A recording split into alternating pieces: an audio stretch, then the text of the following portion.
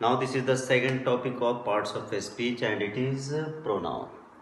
आज हम प्रोनाउन के बारे में पढ़ेंगे। प्रोनाउन को हिंदी में हम सर्वनाम कहते हैं। सर्वनाम। This is one of the most important topic of parts of speech. It is the second part of parts of speech. Find out error के हिसाब से ये most important topic है आपका। आज हम इसके काइंड्स के बारे में पढ़ेंगे, इसके बारे में जानेंगे और फिर हम इसके एरर के बारे में एक पर्टिकुलर प्रोनाउंस के एरर के ऊपर मैं एक टॉपिक का वीडियो तैयार करूंगा जो कॉम्पिटिटिव एग्जाम्स के हिसाब से काफ़ी इंपॉर्टेंट होगा। और आज हम जानेंगे प्रोनाउन के बारे में, प्रोनाउन के काइंड्स के बारे में, हम उसके अलग अलग डिटेल्स के बारे में जानेंगे। तो सबसे पहले प्रोनाउन मतलब सर्वनाम।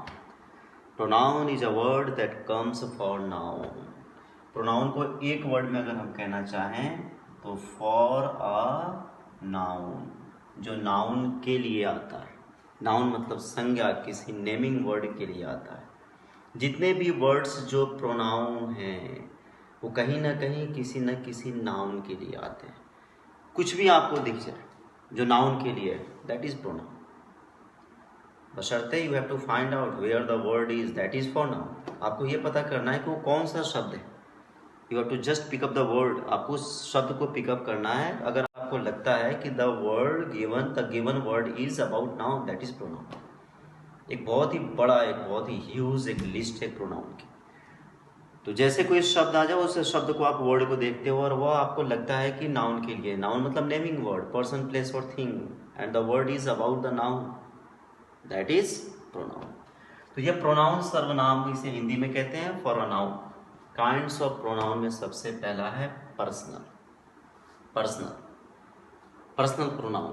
पर्सनल प्रोनाउन में हम क्या पढ़ते हैं? तो पर्सनल प्रोनाउन में हम पर्सन को पढ़ते हैं। Person, personal pronoun means person, first person, second person, third person. और फर्स्ट पर्सन में क्या है?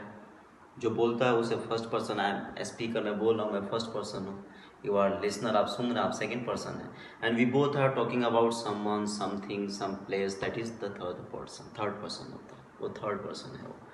तो पर्सनल प्रोनाउन में हम 3 काइंड्स ऑफ पर्सन्स के बारे में पढ़ते हैं। First person, second person and third person. First person जो बोले, सेकंड पर्सन जो सुने, और थर्ड पर्सन हम दोनों जिसके विषय में बात करें वो थर्ड पर्सन है। और रिफ्लेक्सिव, रिफ्लेक्ट करता है, ये बताता है। ठीक है, तो रिफ्लेक्सिव का मतलब क्या है, आप रिफ्लेक्सिव के बारे में समझें। जितने भी ये सेल्फ होते हैं और सेल्फ्स होते हैं, है ना, इनको जब हम इनका यूज करते हैं तो रिफ्लेक्सिव कहलाता है। I, myself, you, yourself, he, himself, she, herself। तो ये जैसे हम जोड़ देते हैं we, ourselves, तो ये रिफ्लेक्सिव हो जाता है। रिफ्लेक्सिव और एम्फैटिक ये प्रेशर के लिए यूज होता है। और रिफ्लेक्सिव का मतलब होता है उसी का रिफ्लेक्शन। I का रिफ्लेक्शन माई सेल्फ, यू का रिफ्लेक्शन योर सेल्फ, ही का हिमसेल्फ, शी का हर सेल्फ, दे का देम सेल्फ्स। तो ये जब वर्ड जुड़ जाते हैं सेल्फ और सेल्फ्स तो ये रिफ्लेक्सिव हो जाते हैं। और एम्फैटिक का मतलब होता है प्रेशर देना, जोर देना। जब हम किसी चीज़ के बारे में जोर देते हैं। जोर कब देते हैं? जब जस्ट सब्जेक्ट के बगल में। ठीक है, तो दोनों के यूज में डिफरेंस है। ये डिफरेंस ही रिफ्लेक्सिव और एम्फैटिक में क्रिएटिव, मतलब उसका डिफरेंस क्रिएट करते हैं। जो सेंटेंस में बोल रहा हूँ आप उसको सुनो ध्यान से, तो आपको मालूम पड़ जाएगा कि दोनों में क्या डिफरेंस है। I will do it my self, यहाँ पे जो मैंने अभी सेंटेंस बोला कि I will do it my self, यहाँ मैंने माई सेल्फ का यूज लास्ट में करा तो ये रिफ्लेक्सिव हो गया। और अब जो मैं बोल रहा हूँ उसको देखो, I myself do it, I myself do it. तो माई सेल्फ जस्ट आई के बगल में मैंने यूज करा और इसमें मैंने लास्ट में यूज करा था। तो जो हम लास्ट में यूज करते हैं तो वह सेंटेंस हमारा रिफ्लेक्सिव में आ जाता है। और जैसे सब्जेक्ट के बगल में हम यूज करते हैं तो वह एम्फैटिक हो जाता है। ठीक है, जैसे आप फिर से सुनो मेरी बातों को, आप ध्यान से सुनेंगे, दोनों सेंटेंसेस को आप सुनेंगे तो आपको मालूम पड़ जाएगा कि what is difference between reflexive and एम्फैटिक। I will do it my self, I myself do it. I will do it my self, my self को मैंने लास्ट में लिया और रिफ्लेक्सिव हो गया। आई माई सेल्फ डू इट, ये आपका एम्फैटिक हो गया। डेमोन्स्ट्रेटिव का मतलब होता है जो डेमोन्स्ट्रेट करे, जो बताए। फॉर एग्जाम्पल, डेमोन्स्ट्रेट करने वाले जितने भी होते हैं, this, those, that is a chair, this is a white board. तो जैसे वर्ड्स को हम इंडिकेट करके बताते हैं, जैसे डेमोन्स्ट्रेशन करते हैं किसी चीज़ का, डेमोन्स्ट्रेट करके बताते हैं कि ओ रहा भाई, that is a chair, this is a white board, तो ये कहीं ना कहीं डेमोन्स्ट्रेट कर रहे हैं, उसे हम बता रहे हैं, इसीलिए हम इसे डेमोन्स्ट्रेटिव प्रोनाउंस कहते हैं। उसके बाद है इनडेफिनिट का मतलब अनसर्टेन, जो पक्का नहीं हो। तो जितने भी प्रकार के नाउन प्रोनाउंस होते हैं जो अनसर्टेन होते हैं, जैसे सम आ जाए, वन आ जाए, फ्यू आ जाए, तो ये सारे जितने भी होते हैं ये सब के सब कहलाते हैं ये इनडिफिनिट प्रोनाउन।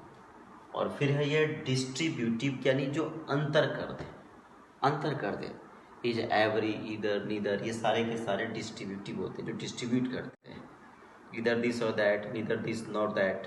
तो आप देखो इसमें ये बिल्कुल ही डिस्ट्रीब्यूट कर रहा है, अलग कर रहा है। Each student of the class, every member of the family, तो आप देखो इसमें प्रत्येक को क्या कर रहे हैं, तो ये जितने भी होते हैं, ईच, एवरी, इधर, नीदर, ये सारे के सारे डिस्ट्रीब्यूट करने वाले होते हैं, डिस्ट्रीब्यूटिव होते हैं। और फिर है ये रिलेटिव प्रोनाउन, रिलेशन शो करने वाले को हम रिलेटिव प्रोनाउन कहते हैं। रिलेटिव प्रोनाउन जो रिलेशन को बताए वो रिलेटिव प्रोनाउन होता है, ठीक है। तो रिलेशन बताने वाले जितने भी होते हैं वर्ड्स होते हैं, जैसे हु हो जाए, विच हो जाए, हुम हो जाए, हुज हो जाए, दैट हो जाए, तो ये सारे कहीं ना कहीं किसी रिलेशन को बताते हैं, इसलिए हम इसे रिलेटिव प्रोनाउन कहते हैं। तो आप एक बार फिर से देखिए और इसे समझिए, और इसके फाइंड आउट एरर, जो प्रोनाउंस के फाइंड आउट एरर होते हैं, इसके अलग अलग टॉपिक्स के ऊपर इसका पूरा का पूरा मैं बताऊंगा कि प्रोनाउंस में किस तरीके से काइंड्स ऑफ प्रोनाउंस में और प्रोनाउंस में हम इसके एरर को फाइंड आउट करेंगे। तो नेक्स्ट जो हमारी क्लास होगी उस क्लास में मैं आपको फाइंड आउट एरर के ऊपर ही बताऊंगा, और specially beyond error of pronouns, how to find out errors from pronouns, pronouns से हम किस तरीके से एरर्स को फाइंड आउट कर सकते हैं, फाइंड आउट कर सकते हैं। And this is one of the most important topic. तो इसमें क्या है, ये पर्सनल प्रोनाउन है, रिफ्लेक्सिव है, और एम्फैटिक है, डेमोन्स्ट्रेटिव है, इंडेफिनिट है, डिस्ट्रीब्यूटिव है, और रिलेटिव है। तो there are 7 kinds of pronouns, and pronoun is the most important topic. That's enough for today, and I hope you will enjoy this topic. Thanks for watching me. This is Vinit Srivastava.